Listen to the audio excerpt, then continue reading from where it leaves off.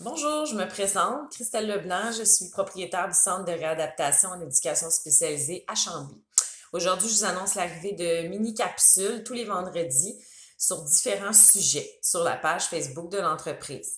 Avec le temps, j'ai réalisé qu'il y a plusieurs questions qui restent en suspens, qui ne sont pas répondues de façon assez claire pour les parents, que ce soit en lien avec des difficultés chez leurs enfants ou tout simplement le quotidien familial. Les capsules vont être courtes, simples et concrètes.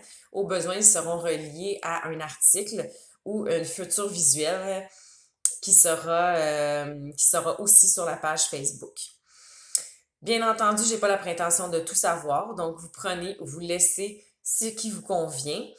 Je me baserai sur l'expérience que j'ai sur le terrain, sur les questions qui sont fréquemment posées et sur les interventions qui sont les plus efficaces. Ceci étant dit, le sujet de ce vendredi, c'est le rôle de l'éducation spécialisée et tout ce qui concerne la référence des enfants ou des familles quand il y a un besoin qui se fait ressentir. Je crois que on n'a pas le choix de passer par là pour continuer ensuite pour les prochains vendredis pour les capsules, parce que encore à ce jour en 2022, il est très difficile pour les familles de savoir à quel professionnel ils doivent parler, quand, comment et comment en trouver un. Donc, c'est ce que je veux clarifier avec vous. Juste au centre, à chaque semaine, on rencontre des dizaines et des dizaines de familles qui, chaque semaine, ont besoin de soutien pour leur enfant ou pour leur famille. On le sait, c'est un besoin criant, surtout depuis 2 ans. Et chaque fois, je suis sidérée et surpris d'apprendre la façon que les parents ont eu à faire des démarches et toutes les difficultés qu'ils ont rencontrées pour trouver de l'aide. Oui, en 2022, pour les parents, c'est encore pas évident de trouver une ressource qui convient à leurs besoins parce que d'abord, ils ne sont pas sûrs quel professionnel est le mieux placé pour les aider et parce que le système est pas conçu encore aujourd'hui, malheureusement en 2022, pour répondre à ce besoin-là, alors qu'il est assez criant. Donc, on va tenter de clarifier un peu les choses aujourd'hui. Parce que généralement, un parent va recevoir des observations d'une garderie ou d'un milieu scolaire, par exemple, ou de sa famille ou d'eux-mêmes. Ils vont commencer à s'inquiéter, ils vont commencer à observer, ils vont commencer à analyser, déduire des choses. Parenthèse, beaucoup plus de personnes aujourd'hui commencent à déduire rapidement, vouloir peser sur le fameux bouton rouge qui expliquerait soudainement tous les comportements chez nos enfants. Et c'est pas si simple que ça. Méfiez-vous d'ailleurs des personnes ou des évaluations qui vous permettront soudainement, en quelques heures, de trouver le bobo de votre enfant, surtout si on ne prend pas en compte toutes les facettes de l'environnement de votre enfant, ce qui est fort important selon moi. On ne peut pas se fier qu'aux observations d'une seule personne ou d'un seul milieu. À mon avis, il faut prendre en considération plusieurs contextes. Tout ça pour dire que c'est pas évident pour le parent à partir du moment où il y a des inquiétudes qu'il reçoit ou qui lui-même a constaté de trouver une ressource. Il reste le système public, bien entendu, mais comme on le sait, le système public est saturé, il y a beaucoup, beaucoup d'attentes. Donc, après, il reste l'option de notre ami Google. Les parents cherchent avec des mots-clés sur Internet pour trouver la bonne personne. Mais qui est la bonne personne? C'est très difficile de le savoir quand on n'est pas nécessairement dans ce domaine-là. Donc, la réalité, c'est que les parents sont démunis et pour moi, ça fait pas de sens qu'encore en 2022, les parents aient à vivre ce genre de recherche-là alors que ce n'est vraiment pas si simple.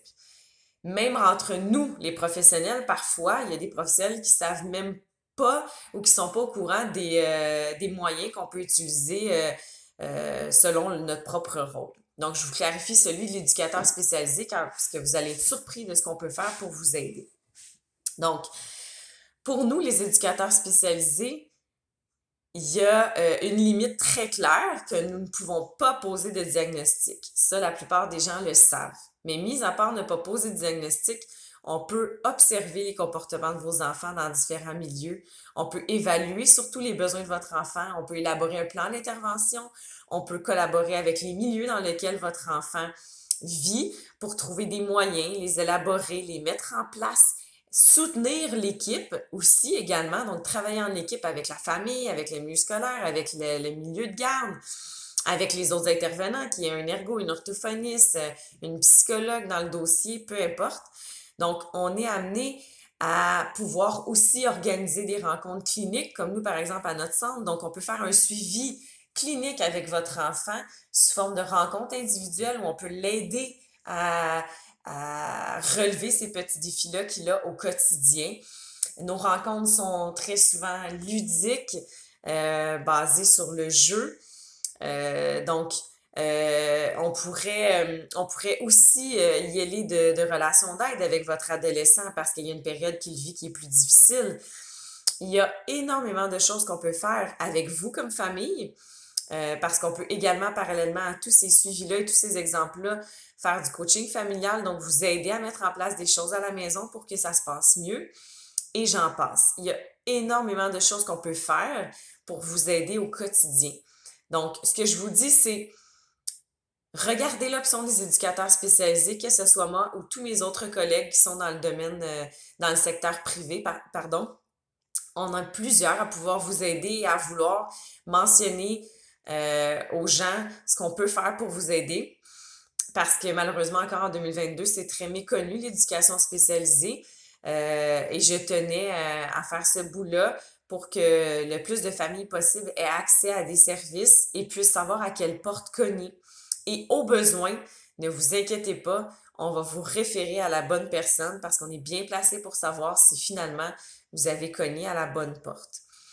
Donc, vous allez recevoir d'ailleurs dans les prochaines journées sur ma page Facebook un rappel du rôle de l'éducateur spécialisé plus précisément sous forme visuelle. Donc, ça vous donnera un petit résumé pour vous rappeler ce qu'on peut faire pour vous aider. Sinon, vous pouvez visiter notre site christelleleblanc.com. Ça vous aidera aussi à mieux comprendre ce que l'éducateur spécialisé peut faire pour vous. Pour terminer, je vous rappelle qu'il y aura des capsules vidéo vraiment sur des questions très, très différentes d'une semaine à l'autre. Donc, suivez-nous sur la page Facebook. Finalement, bien partagez l'information parce que c'est un besoin criant en ce moment. Beaucoup de familles, beaucoup d'enfants ont besoin d'aide et d'adolescents. Donc, on veut se faire entendre et on veut que les gens sachent que l'éducation spécialisée gagne à être reconnue. Donc, là-dessus, je vous souhaite une belle fin de semaine. À une prochaine capsule.